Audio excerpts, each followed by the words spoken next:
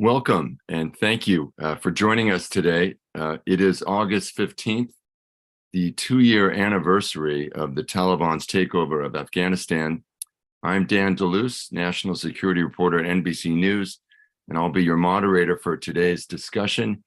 Joining me today are 3 experts on Afghanistan and the region who will discuss the current state of affairs 2 years since that U.S. exit and where things may go from here. Our focus will not be on everything that preceded the withdrawal or the withdrawal itself, but what has transpired since that day. Our first panelist, anyone who has paid any attention to Afghanistan or Pakistan knows her name, has read her work. Kathy Gannon formerly served as news director and chief correspondent for the Associated Press, covering Afghanistan and Pakistan for 35 years. She was the only Western journalist allowed by the Taliban to return to Kabul during the US-led coalition's assault on Afghanistan that began in October 2001. In April 2014, Kathy was seriously wounded, hit by 7 bullets while covering preparations for Afghan's national elections when a police officer opened fire on the car that she was in. After undergoing 18 surgeries, she returned to Afghanistan and Pakistan to cover the Taliban's rise, elections, and sexual abuse in Islamic madrasas. Our second panelist, Edmund Finton Brown, is a former British diplomat and coordinator of the UN Analytical Support and Sanctions Monitoring Team concerning the Islamic State, al-Qaeda, and the Taliban. He and his team tracked and reported on the implementation of sanctions against UN-designated groups and affiliated individuals. Within the UN, he was responsible for assessing the global threat from these groups. Previously, Edmund served as British ambassador to Yemen and regional counselor for the Arabian Peninsula. He's served in Riyadh, Cairo, Kuwait, among other locales. Our last panelist, Bill Roggio. Bill is a senior fellow at FDD and editor of FDD's Long War Journal. He also has a podcast. He's president of the nonprofit media company Public Multimedia. Bill was embedded with the U.S. Marine Corps, U.S. Army, and Iraq forces in Iraq between 2005 and 2008, and with the Canadian Army in Afghanistan in 2006. From 1991 to 1997, he served as a signalman and infantryman in the U.S. Army and New Jersey National Guard. His articles have been published and cited in major news outlets such as CNN, the New York Times, the Washington Post, and others. Just a quick note, they want me to mention that FDD has operated as an independent, nonpartisan research institute exclusively focused on national security and foreign policy. FDD does not accept foreign government funding. So welcome, let's get started. What a pleasure it is to join you. Bill, I will turn to you first to set up our discussion. Can you give us, please, an overview of what's played out on the ground in the 2 years since the United States left Afghanistan? Well, first, Dan, Kathy, and Edmund, thank you again for joining us. It's a real pleasure to have you all. I've been in contact with all of you during the various points up until and after the withdrawal. And I can't think of 3 people I would rather have this conversation with. It's welcome to our panel. Thank you very much. Yeah, it's been an interesting 2 years in Afghanistan since the Taliban takeover. But I don't want to rehash the past here, but our failures, US failures, the Afghan government failures in Afghanistan were decades in the making. And it all culminated with the decision to withdraw that began under the Obama administration, was pursued with that ridiculous peace deal, so-called peace deal with the Trump administration, and then President Biden's ill-thought-out withdrawal that really gave the Afghan government no chance whatsoever to recover. That all led to this: bad decisions, an inability to understand the nature of our enemy, a lot of wish casting with believing that the Taliban would moderate, would incorporate or share power with an Afghan government, a lack of understanding of the enduring ties between the U.S.-Taliban relations. And this is important now because I think the U.S. is making a lot of the same mistakes when assessing what the Taliban is and how it's pursuing its policy in Afghanistan today. It's treating the Taliban as a partner, when today, after the withdrawal from Afghanistan, the Taliban is the dominant, it is the government of Afghanistan. It has resurrected its Islamic Emirate of Afghanistan. The Taliban has near total domination of the security situation in Afghanistan. It is ruthlessly put down the national resistance, like groups like the National Resistance Front, the Afghanistan Freedom Front. They're subjugated to these minor guerrilla insurgencies. Groups like the Islamic State Khorasan province, which a lot of people think is the real threat that emanates from Afghanistan. It's a minor player. The Taliban holds all the cards. The Taliban can muster hundreds of thousands of fighters. It controls all 34 provinces. It has the weapons and ammunition and bases and war material left over from the US withdrawal. That was the material given to the Afghan military. So it's able to dominate the security situation there. But the Taliban alliances with terror groups has flourished since the US withdrawal. And keep in mind, those alliances were strong while the US was present there. A recent report from the Analytical Support and Sanctions Monitoring Team, which Edmund previously led, excellent reporting from that group over the years. It's been an integral part of my work in helping to understand the nature of the threat.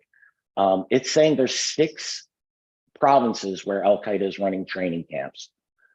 The al-Qaeda is running safe houses in multiple provinces. It has a media operations center in one province. In one of these camps, al-Qaeda is training suicide bombers for a group known as the Movement of the Taliban in Pakistan, which is basically an Afghan Taliban subsidiary. Its leader swears allegiance to the emir of the Afghan Taliban.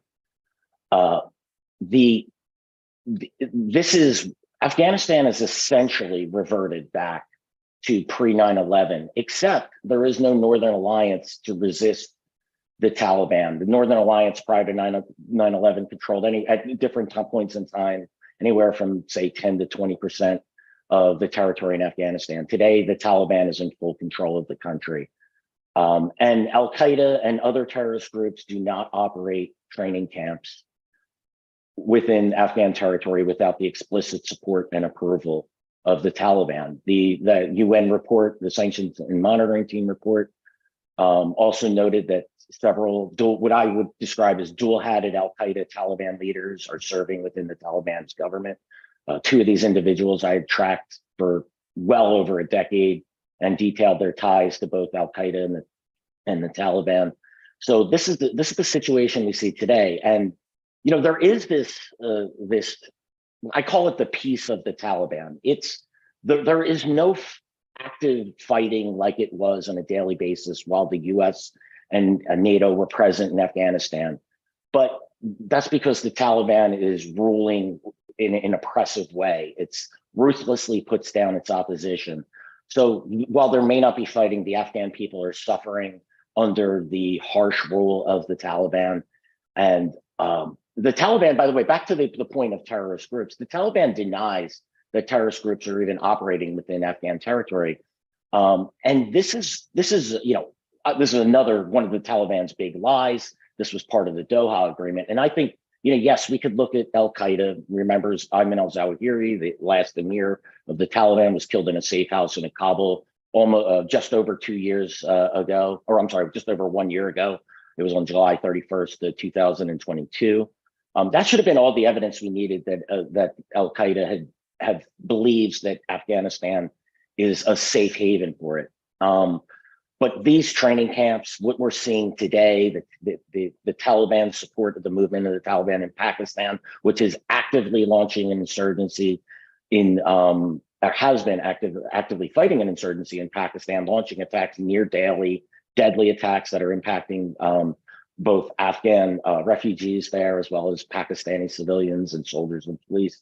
The Taliban it's destabilizing the region, even as regional governments want to create ties to the Taliban. This is very dangerous situation, not just for the United States and for the West, but for the entire region. Bill, thank you for that. If I could now maybe turn to Kathy, I'd like to get your reaction to that. And also, what can you tell us about how life for Afghans has changed since the Taliban seized power, and how maybe it hasn't changed? And I just wanted to read one thing to you. Lynn O'Donnell in Foreign Policy magazine wrote, 2 years on, Afghanistan's people are mostly bereft of rights, education, jobs, and hope. Is that overstating things? Yeah, I think it's not as straightforward. I think just and not to go backward, but just to have a context between now and then. If you asked people, there was a survey done in 2018, and people were asked, do you have any faith in the future? And so that goes to your question of hope. And barely 3% said they had any hope for the future. That was in 2018. I think you have to, if you're looking at where they are today, you have to say, well, you know, when 2 years ago, the poverty level was 54%, the 85% of the of the money in Afghanistan came from outside, all of which stopped once the Taliban took power. Now, and also to say, and Bill makes some very good points, of course, as he always does. First, the Taliban were not coming into Kabul on August 15th. And I'm not in any way suggesting that they wouldn't have, but they weren't coming into Kabul on August 15th. There was Hamid Karzai, and I did talk to him at length, and Abdullah, that we're on their way to Doha. Had President Ghani not left, and this is also the opinion of those, that had President Ghani not left, had he stayed there and allowed for a negotiation, it might have been a different arrangement in Kabul post August 15th. President Ghani chose to leave. Has things changed dramatically for Afghans in the past 2 years? Let me say that poverty was excruciating in many parts of the country before the Taliban arrived.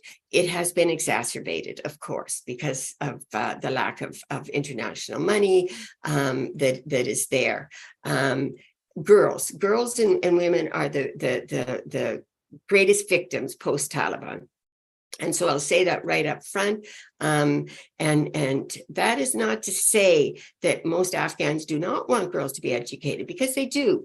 But there's a lot of nuance to that and how they want them to be educated. And the reality is outside of the cities, there's a very different, not that they don't want the girls to be educated, because they do want education, but it looks different than what you might think in Kabul it would look like.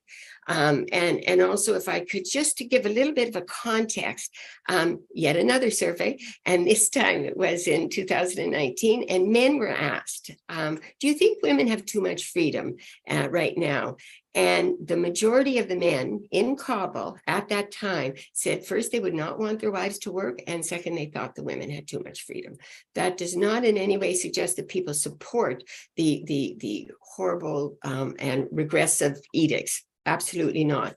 But the reality is in Kabul, and I want to say, because I haven't been there since May last year, women are out. Yes, they are, fully covered.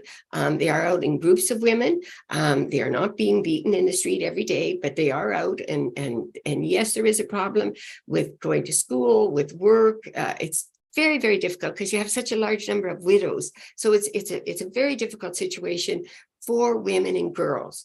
The other side of it is security is better. Yes, you could say, well, the Taliban were responsible for a lot of that security problems. Absolutely, no question. But so was the government. And if you look back, and it was the Department of Defense, I believe, who said there was an ISIS person within the security detail of the former NDS head. So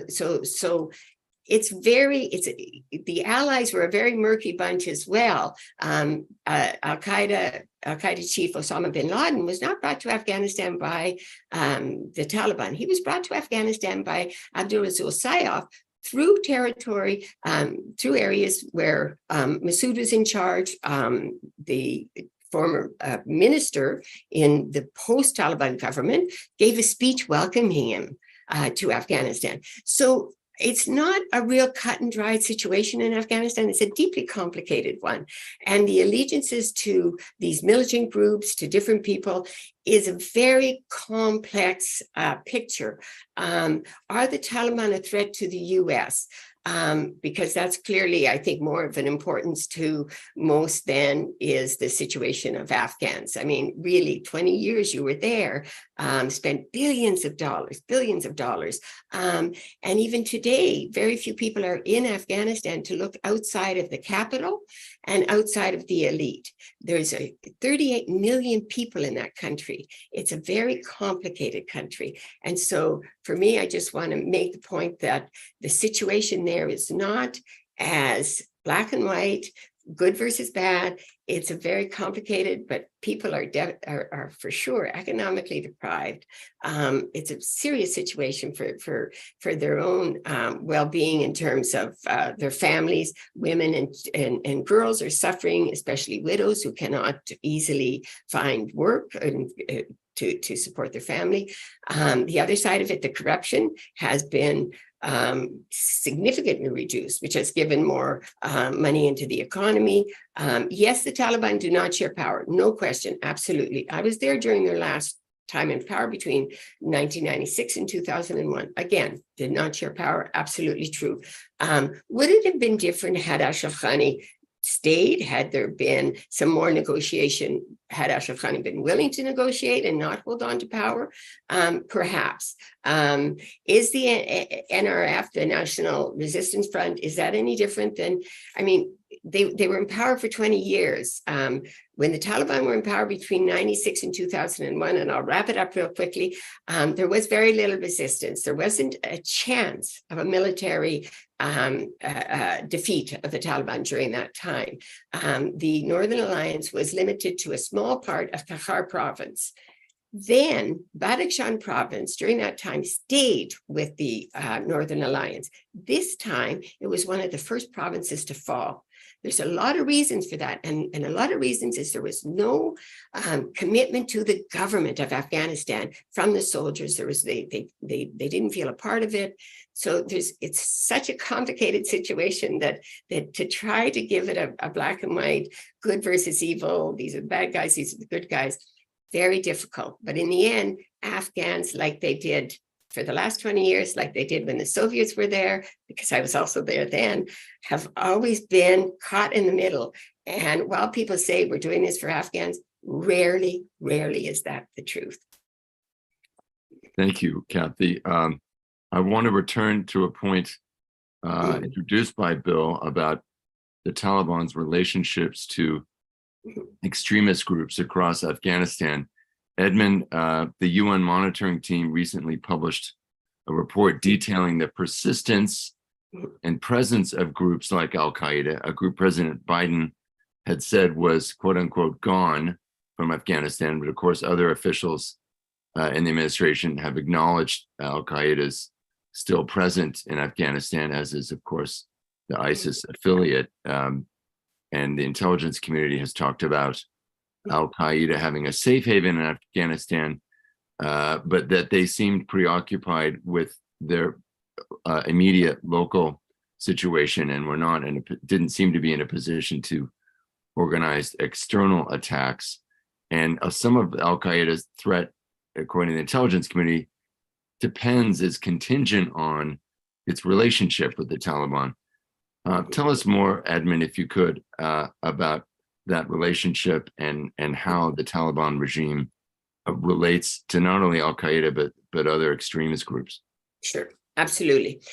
Let me just put a little bit. Sorry, Kathy. Sorry, this was for Edmund. Sorry, I apologize. Thanks, Dan.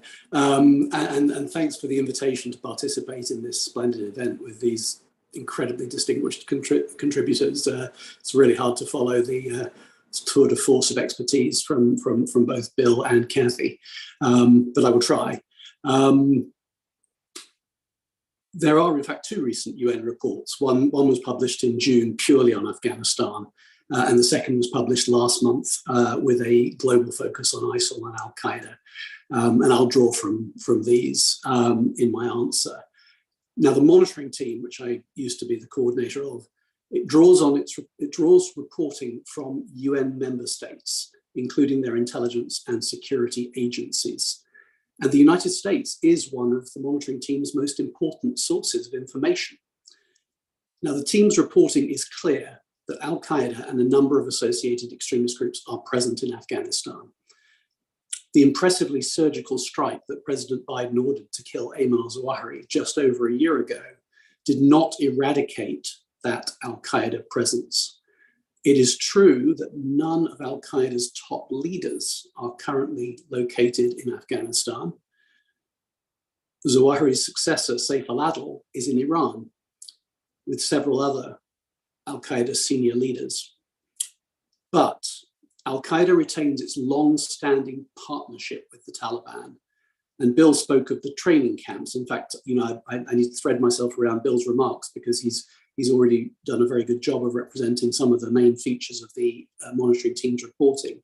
He also referred to the Taliban's lies about the presence, or rather what they claim to be the absence of foreign extremists in Afghanistan. Something that we had to deal with throughout my time with the monitoring team was that the Taliban, regardless of the strength of the evidence presented, would just lie every time that al-Qaeda were not there, foreign extremists were not there. They even lie now about al-Zawahiri having been killed in Kabul. They say there's no evidence to that effect that prevents al-Qaeda from actually crowning Saif al-Adl as their leader, because if they do so, they would actually be contradicting the Taliban's narrative. So there's a sort of comic dimension to that as well. Al-Qaeda has regularly renewed its pledge of allegiance to Taliban leader Hibatullah and his predecessors. De facto Interior Minister Sirajuddin Haqqani is a close associate of al-Qaeda. Indeed, some have said he is effectively a member of al-Qaeda's leadership. And the US authorities, of course, still have a bounty on his head.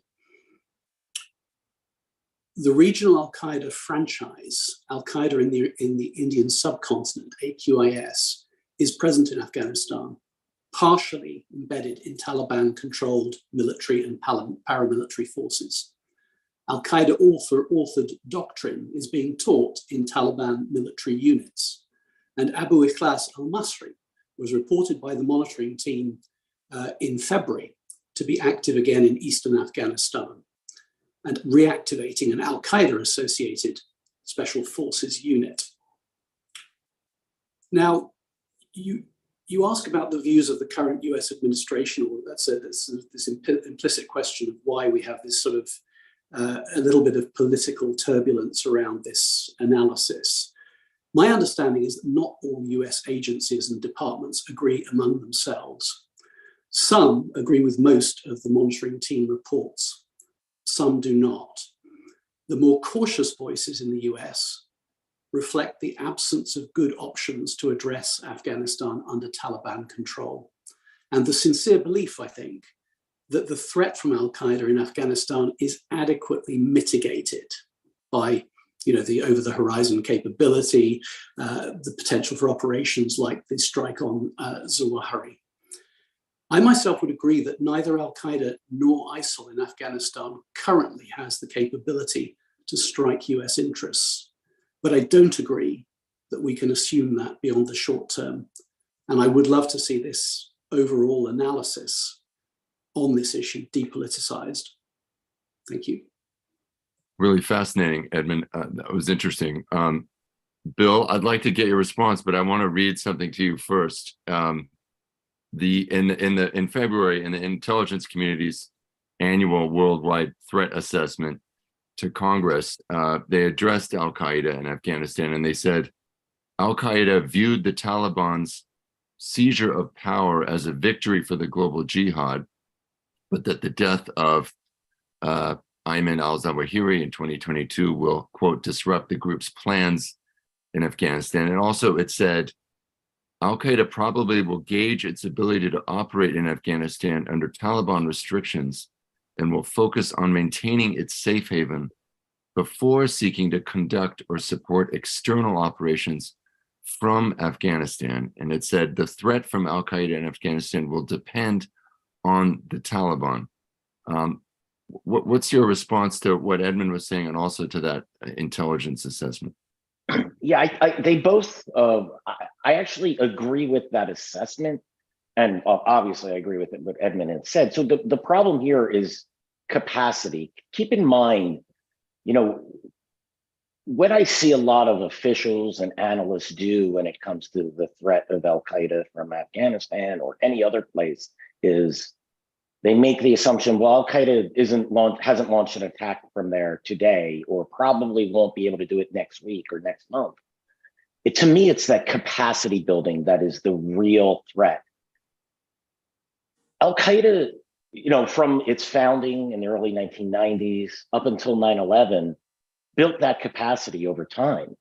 We had, you know, the terror attacks in 1998 in Kenya and Tanzania, and then U.S. officials were assured by the Taliban that al-Qaeda would be restrained. And then we had the USS Cole, and we had 9/11. Those attacks were planned and executed over the span of a decade. It was in the making. But yet officials want to look at the short term and the, today and be able to assess this threat. My concerns are long-term, midterm and long-term, building that capacity. So, and trusting the Taliban in order to keep restrictions on al-Qaeda. I agree that is in the Taliban's interest for al-Qaeda not to plot external attacks from Afghanistan. It's also in al-Qaeda's interest for the Taliban to maintain its Islamic Emirate of Afghanistan. They're both, in my estimation, in agreement that it is wise and it is. My biggest concern is what I see here is strategic thinking from both the Taliban and al-Qaeda.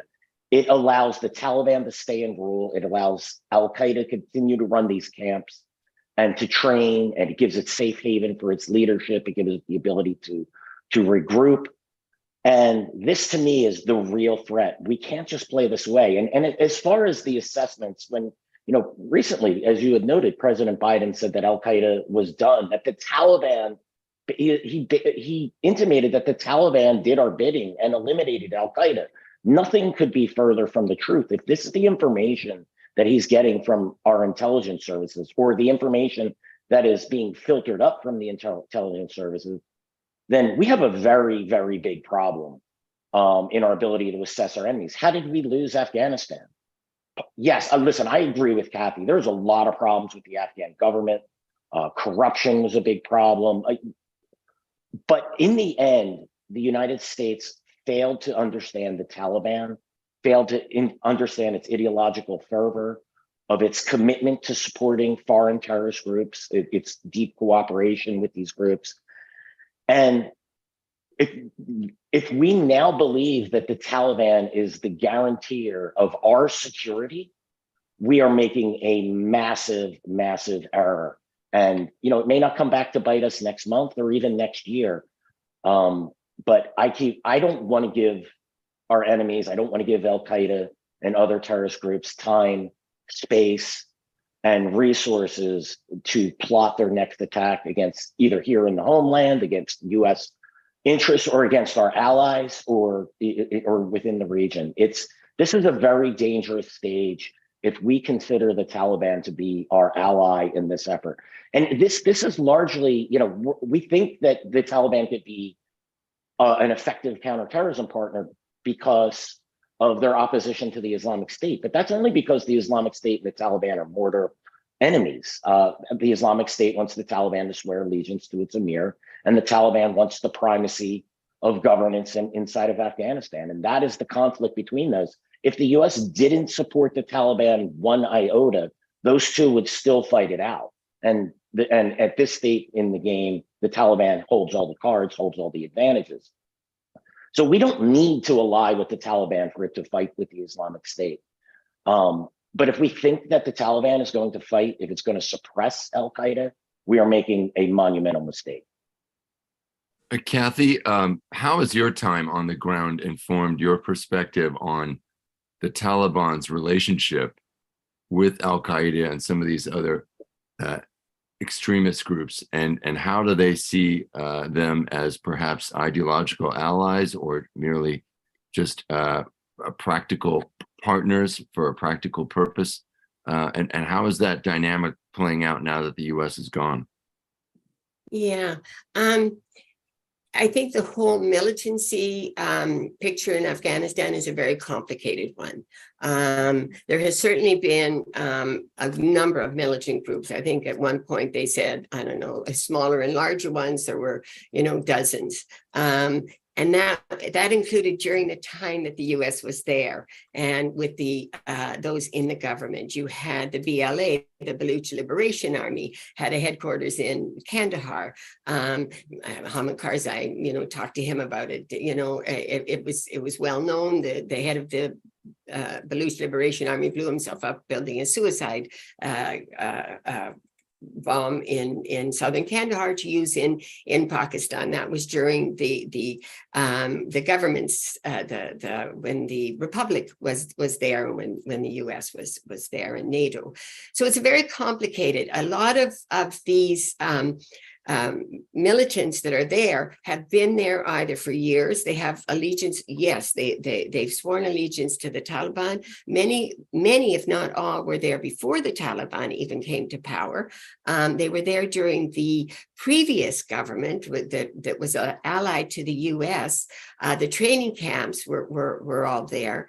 Ideologically, Gulbuddin Hekmatyar and Abdul Rasul Sayyaf and Jalaluddin Haqqani, who's now dead and take the heir as Sirajuddin Haqqani, probably have a greater allegiance, or not allegiance, but ideological marriage with al-Qaeda. If I can also say that further complicates it, in 1994, the Massoud's government, Professor Rabbani's government, gave Afghan citizenship to 880 Arabs in Afghanistan. So when the Taliban say, well, there are no foreign militants, a lot of them were given Afghan citizenship by those the U.S. then allied with in 2001 post-Taliban. So the militancy issue is a very complicated one. You're absolutely right when you say that, and there is close relationship. Are they dependent on one another? I think al-Qaeda certainly is more dependent on the Taliban. The Taliban certainly, in terms of their staying power, I don't think is that dependent on al-Qaeda. I think that the TTP, the Tehrik-i-Taliban Pakistan, have bases there. Some of them are allied with portions within the Taliban. Some are not allied within portions within the Taliban.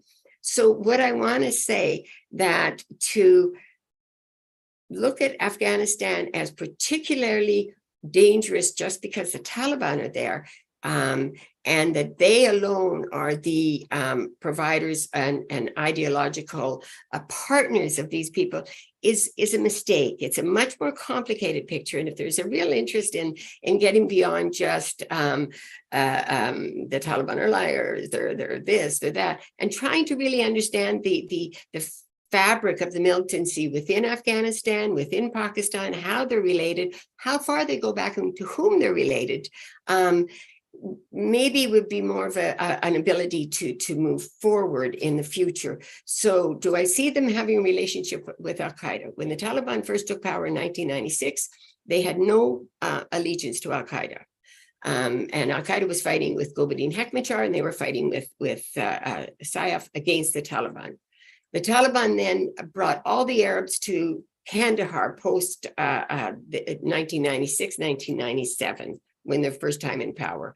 The Kandaharis, during the Soviet invasion of Afghanistan, southern Afghanistan, very rarely liked to have the Arabs. They took their money, but they didn't really like to have the Arab militants among them. That was in the east of Afghanistan, where Jalaluddin Haqqani, who was a very close ally of the CIA and former CIA guy when I was going back to Afghanistan post 2001. He said, you know, if you see Jalaluddin Haqqani, tell him I said hi. He was a really good guy. Now, his son, of course, is very close with al-Qaeda. So was Jalaluddin Haqqani. When the Taliban fled in 2001, Jalaluddin Haqqani was given the mandate to take all the Arabs out of Kabul, get them into a safety. So that's more in the East. So are they dependent on each other? Al-Qaeda probably more. Taliban don't really need them. In the Afghan papers that Craig Whitlock put together, wrote in 2018 or 2020, I can't remember, very clearly said, mistake at the beginning was conflating Taliban and Al-Qaeda. And not to say that there isn't relationship, but it was conflating them and seeing them as both. Also mistake, getting in the middle of a civil war. That was another bit of an error there. Anyway, that's my take on it. That's fascinating. I wanted to pull back for a minute and look, if we could, at the wider global perspective. And Edmund, I'd like maybe for you to help us start with that. What are Russia or China or the U.S. doing? How are they navigating and engaging or not with the new rulers of Afghanistan? Yeah, thanks, Dan. So I touched upon this when I mentioned the absence of good options in Afghanistan. I think in a way what I'm saying is a sort of a flip side of the same coin that Kathy's referring to. This is a complicated situation, and there are no good options. The question is, how do you make incremental progress, and what are the least bad options? Now, it's not just the US, NATO, and the West that find Afghanistan perplexing, having invested 20 years of blood and treasure only to find that we're pretty much back where we started with the Taliban in power. Russia is also aware of its own recent failure in Afghanistan, and it remains cautious in that arena at least. China has global ambitions, and Afghanistan, besides the mineral wealth that China covets, potentially fits with its Belt and Road Initiative. But China is cautious about its ability to secure its interests in and around Afghanistan, and is aware of the Taliban's relationship with Uyghur extremists in Afghanistan. The US, China, and Russia are all concerned about the incubation of extremist groups in Afghanistan and the potential future terrorist threat that could emerge from them. But none of those countries feels immediately directly threatened, and therefore CT is not driving policy in DC, in Beijing, or in Moscow. All share a broader strategic interest in stabilization of Afghanistan and its immediate neighborhood, and lack any clear idea of how to achieve that. And this helps to explain why the UN Security Council deliberations on Afghanistan have remained consensual and constructive, despite tensions that have made agreement impossible on many other issues, especially since the full-scale Russian invasion of Ukraine last year. The UN Security Council has not been able to develop a new approach to Afghanistan since 2021, but it has successfully passed rollover resolutions to prevent crisis at the expiry of various Afghan-related mandates. Now, I'm a little concerned at the tendency of some outsiders to play up the threat from ISIL Khorasan. It is a threat, and it has the potential to grow into a bigger one. But Bill, I think, nailed this when he talked about the disparity in the size and capability between ISIL-K and the Taliban. And sometimes the ISIL-K threat is used as an excuse for other policies. In some cases, a reason to engage with the Taliban on counterterrorism. And I agree with Bill that that is not a good idea. And of course, we can expand on that later, perhaps, if there's interest, but I don't want to get into that, go down that rabbit hole just yet. In other cases, inflated estimates of ISIL-K's manpower and capability are used to frighten smaller countries, to make them more welcoming of protection from others. Last thing I'll say in response to your question, that in some ways the most interesting question is not how the US, China, and Russia are navigating the Afghan challenge, but how Pakistan and India, Uzbekistan and Tajikistan, Turkmenistan and Iran are navigating it. Now, the Shanghai Cooperation Organization, how the Shanghai Cooperation Organization relates to the challenges of Afghanistan. And of course, this then links back into those wider great power strategic interests that concern China, Russia, and indeed the United States. That was a very good portrait painted there.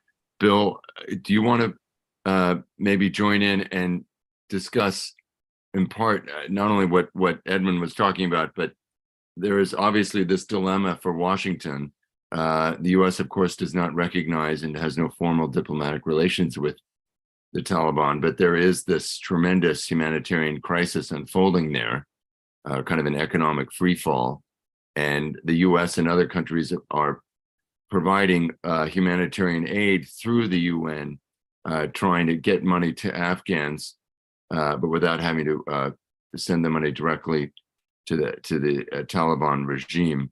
But nevertheless, obviously, some of the money presumably might end up in the Taliban's hands. How do you see all that playing out? And that's a pretty brutal choice, isn't it? It's recognizing the Taliban and legitimizing it somehow versus letting people starve.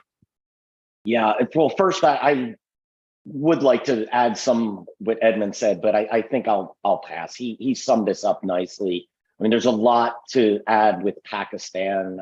I will briefly mention this. The Pakistanis, look, they supported the Taliban's takeover of Afghanistan for reasons of strategic depth. And it suffered from the movement of the Taliban in Pakistan, or Tehrik Taliban, Pakistan, violent insurgency that was killed, estimated tens of thousands of Pakistanis. I've heard over 100,000. I don't think we really know the number. And yet the Pakistanis understood that the Afghan Taliban supported the Pakistani Taliban and looked past this. Now that we see hundreds of Pakistanis are being killed in this renewed violence, if the Pakistani government didn't end its support for the Afghan Taliban back then, I see little reason for it to do so now. It's a cost that the very cynical government that does not think of its people, does not think of its soldiers and policemen on the front line. And so this is a very big concern, that if we think that Pakistan can rein in the Afghan Taliban, it wasn't willing to do so years ago, and I don't see that it will be now. That's the strategic depth that Pakistan seeks, is to oppose its what it believes to be its real enemy in the region, which is India. As far as the funding of the Taliban, billions and billions of dollars in U.S. aid has flowed into the hands or into Afghanistan since the U.S. withdrawal. And Dan, you said it very well. This is an extremely difficult and I think a really hard choice that the U.S. has to make, and the international community. The Taliban is skimming large portions of this aid to fund itself, which in turn allows the Taliban government to persist, to survive, and to thrive, and which allows various terrorist groups to operate training camps on its territory. So we are in ways we are funding our enemies. And in my estimation, we have to view the Taliban as a terrorist regime. Sirajuddin Haqqani is a specially designated global terrorist. His Haqqani network is as well. He is one of two deputy emirs of the Taliban, as well as Edmund noted, the Minister of the Interior, which is issuing passports and ID cards. That the UN report also notes this to members of al-Qaeda and their families. I feel for the Afghan people, and we should be doing everything that we can to ensure they're receiving medicine and they're not starving. But if it's done in a manner that funds the Taliban and allows it to provide support and safe haven for terrorist groups, we just can't do it. Our opportunity to help the Afghan people ended on August 15th, 2001, when Kabul fell. And 2 weeks later, when the US withdrew its last soldier from Afghanistan. if we think that we can influence the Taliban, if we believe that the Taliban is going to moderate and have an inclusive government and that it actually cares about the people that live under its harsh rule, we're mistaken. And, asking US taxpayers to foot the bill for a Taliban government that supports terrorist organizations, it's wrong on so many levels, for security reasons, for moral reasons. It's hard for me to say this, but I will tell you this: many Afghans who I've spoken to agree with this, that US aid should not be flowing through the Taliban because it is merely propping up the Taliban regime. Kathy, I imagine you might have some viewpoint on this. And also, could I ask you, Thank you. Specifically on Pakistan, given your experience there? Pakistan was the source of so much frustration in Washington throughout the U.S. military presence there. The U.S. is now gone. How is the exit of the U.S. and the Taliban takeover being received in Pakistan? How is it affecting Pakistan? How is Pakistan influencing events in Afghanistan? Sure. Thank you very much. Yes, I would like to address a few of those comments.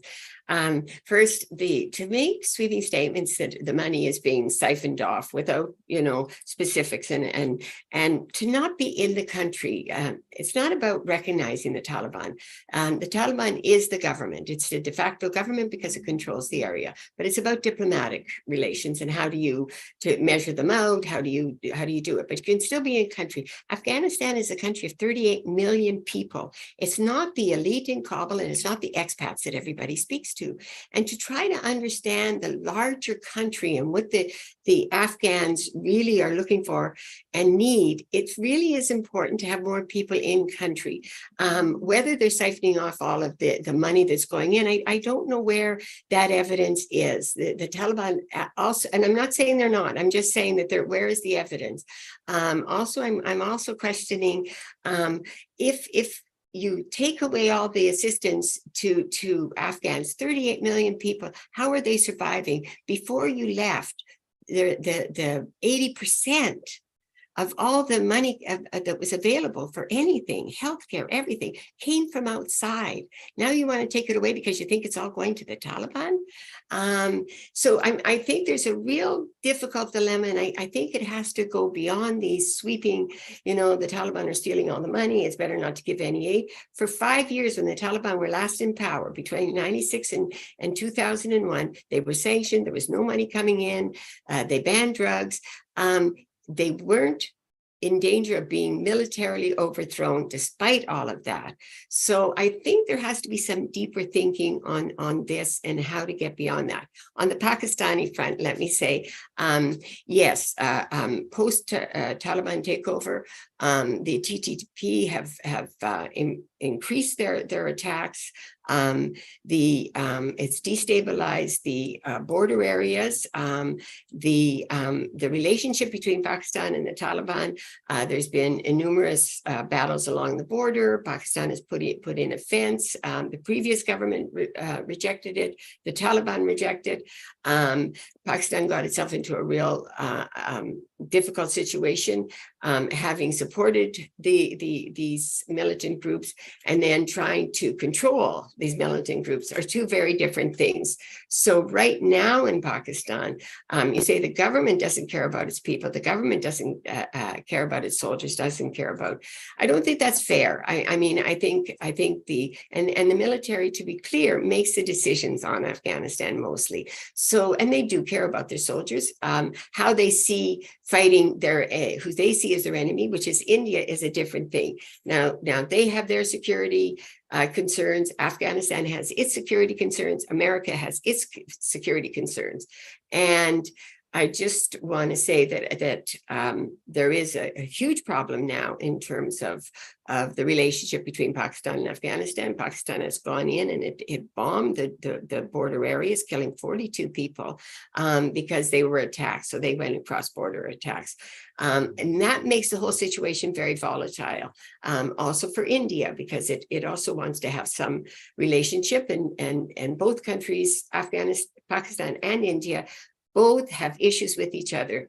ISI plays silly games, so does the Indian intelligence. And so I just think, again, to try to oversimplify and put on any one person, country's head all the responsibility does nothing for anybody in terms of moving things forward and making life a little bit better for Afghans, 38 million of whom are inside the country and trying to figure out how to move forward.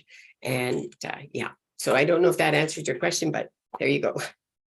And no, you covered many points there. Thank you. I should just point out, I think just for this conversation, for context, what the World Food Program has said about the situation in Afghanistan. It says a humanitarian crisis of incredible proportions has grown even more complex and severe since the Taliban took control of Afghanistan. Job losses, lack of cash, and soaring prices are creating a new class of hungry in Afghanistan. 15.3 million Afghans are not consuming enough food. It says acute malnutrition is above emergency thresholds in 25 out of 34 provinces. And then, of course, you have a debate going on now among development aid groups and human rights groups about what the West should do. It is this kind of Hobbesian choice. And you have Human Rights Watch saying that the US should ease some of these restrictions on banking that would allow more aid to flow. Because as you know, the US and other governments in the World Bank Group revoked the credentials of the Central Bank of Afghanistan after the Taliban takeover. Yeah. Well, I want to keep moving on here. Bill and Edmund, do you have anything else you want to add for the moment, or can we go to the question and answer section from the audience? I just want to add one quick thing. Kathy asked about where the evidence is. The Special Investigator General for Afghan Reconstruction noted recently that the Taliban is siphoning off money. You know, he explained how they testified. No, what he said, no, Bill, I listened to that, and what he said is that, and his explanation was,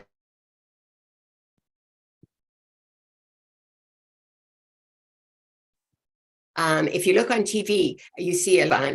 So where's the money going to? And a lot of poor Afghans. He didn't give evidence. So I just want to say, and thank you for that, but I just want to say, because I listened to his entire presentation to the Senate, I think it was the Senate committee, and he did not give evidence of the specifics of any siphoning. He just said, well, you know, we believe that they will be, because look at, you know, they're not suffering, but the people are suffering. So no, I think there has to be, and I'm not saying that they're not, but I'm just saying there has to be a real strong and systematic look at things, not demonizing them and putting them so that everything that can be said wrong, you can say it and nobody questions it, because then you have the risk of saying, well, so you support them? Of course not. But all I'm saying is that if you don't look at things clearly and with evidence-based and try to take a larger look instead of just, well, you know, what else would they do? You know, the people are starving and they're not, then they must be siphoning it off. I just think that's just my point. So just for the record, there was a report that was commissioned by USAID, and that report said the Taliban, quote, appear to view the UN system as yet another revenue stream, one which their movement will seek to monopolize and centralize control over. That's what that report said. But of course, there were some pretty severe accusations against the previous Afghan government. So now we will go to questions that have come in. If you can bear with me. One of the questions was, Why don't I give this to anyone who'll take it, but we'll start with Edmund. One question was, with the US military and Western militaries departed from Afghanistan, how can the US and others gain an accurate picture of what's going on, and particularly when it comes to these extremists or terrorist elements? Yeah, obviously less easily than was the case when you had the presence in country. The concept of an over-the-horizon CT capability is not a completely empty one, but it's a flawed one. I'm talking to experts, people who've been engaged in this kind of kinetic CT. You lose two things. You lose tempo. You can't maintain any kind of tempo of taking out terrorist leaders, and you also lose accuracy, and you're much more likely to make mistakes and also to kill, to incur collateral civilian damage. And I think we shouldn't forget that the United States and indeed some other countries have very significant knowledge of what's happening in Afghanistan, even in present circumstances. They have extremely developed intelligence capabilities, which enable them to have a very detailed, nuanced picture of what's happening. But I see the satisfaction that will have yielded in the case of the Zawahiri operation. It was a sort of some people took it as proof that you could do this thing even though you weren't in country. But the problem is that you can't sustain it, and you're likely to make mistakes. And so it's a much blunter instrument. Excellent summary. Bill, do you have anything to add to that? Yeah, just really quickly. In December, I believe it was of 2021, General McKenzie said that U.S. ability to see inside Afghanistan, U.S. intelligence capabilities, was reduced from 1% to 2% of what it was when the U.S. was present in Afghanistan. And I always go back to U.S. assessments in Afghanistan of al-Qaeda's strength, for example, were very deeply flawed. For 6 straight years, nearly, there was an estimate that al-Qaeda had 50 to 100 fighters and operatives and leaders within the country. And that was all shattered when the U.S. conducted a raid on an al-Qaeda training camp in Shurabak in Kandahar in October 2015. So al-Qaeda and this was a camp that a general said was the largest training camp they had seen since 9/11, not just in Afghanistan, but in the world. That was at least the how he had stated it. Whether that's true or not, that's what he said. And upwards of 200 al-Qaeda fighters and operatives were killed. There were actually 2 camps, and al-Qaeda was running immediate operations. They didn't find out about the existence of this camp until a couple of months prior, when they conducted a raid in eastern Afghanistan. So I use this as an example of how things are happening and what we didn't know about what was happening in Afghanistan while we were there. If we think our intelligence is getting better and we're more effective now that we're not there, we should seriously reconsider that.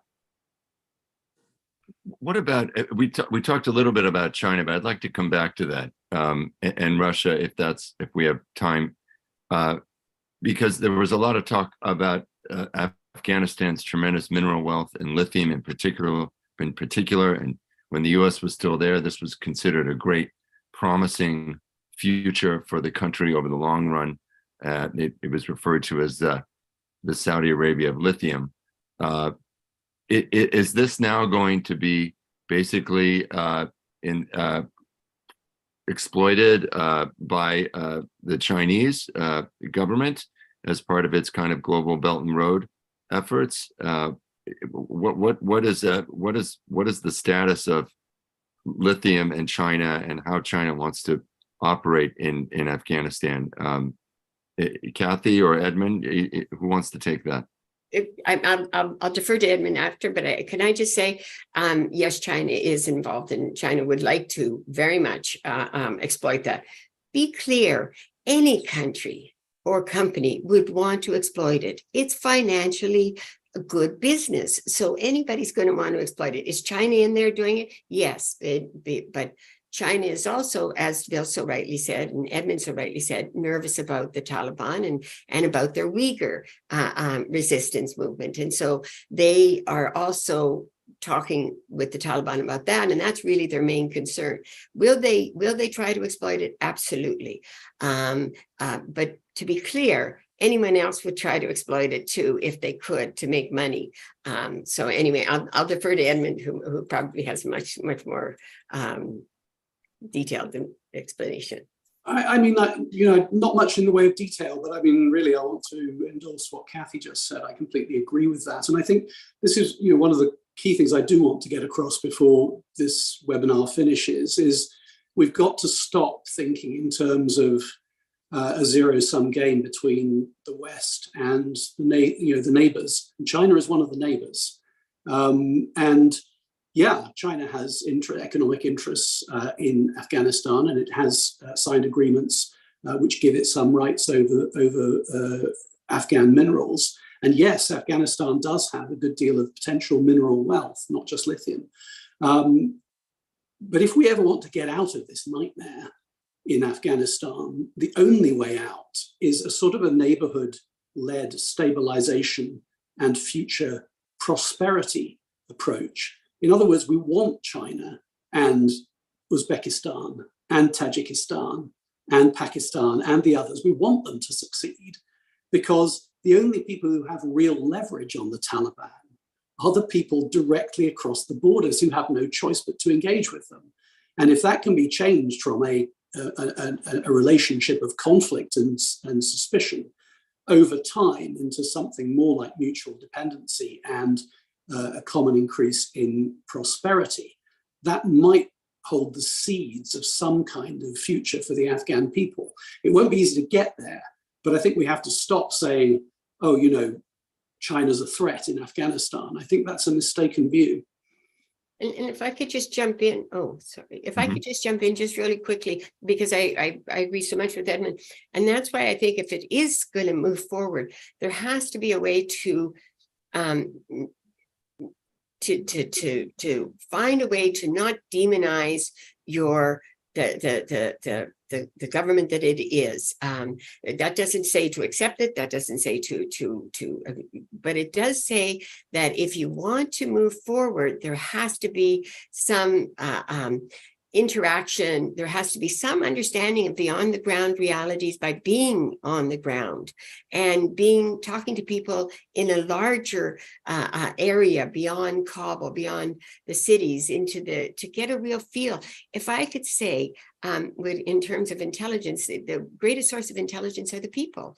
But most Afghans don't trust the US anymore. Most people don't trust the West in Afghanistan anymore. And there was a book in 2018 about the Taliban narratives and who won, who lost, and the US and NATO clearly lost. And a lot of that, I think you have to understand where the people are also coming from and what their thinking is about what the West's intentions are, what the US intentions, and how that allows the Taliban to gain further grip on the people, and how you need to understand that to be able to counter their narrative and to be able to address what the people in Afghanistan are saying.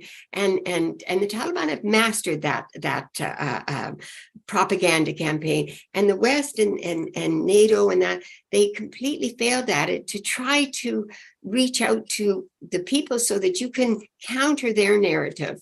And it's giving the Taliban strength to be able to push against the West and what the West's intentions are. And they spent 20 years making the West look like they were the night raids, the killing of people. And there were a lot of people, thousands were taken away in the first years of post 2001 and put in Bagram just because they happened to be in Kandahar. And, there's a lot of, and people taken to dark sites and people, so there's a lot of suspicion among ordinary Afghans. And that allows the Taliban to gain a further grip and to maximize their propaganda ability. And to move forward, if you understand better all of this, maybe there's a way to counter the narrative to win over the hearts and minds of people, which over 20 years was impossible. And anyway, that's the last I'll say.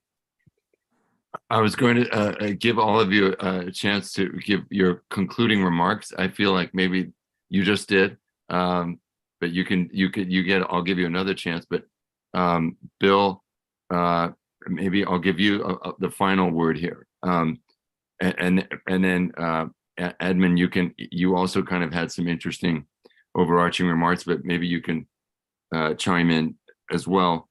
What is, excuse the vague overarching question here, but what is the way forward for the U.S. and its partners with Afghanistan? Edmund talked about not a lot of great options, and one has to be realistic, and that maybe the best way forward is through the neighboring countries. Bill, what do you say to that?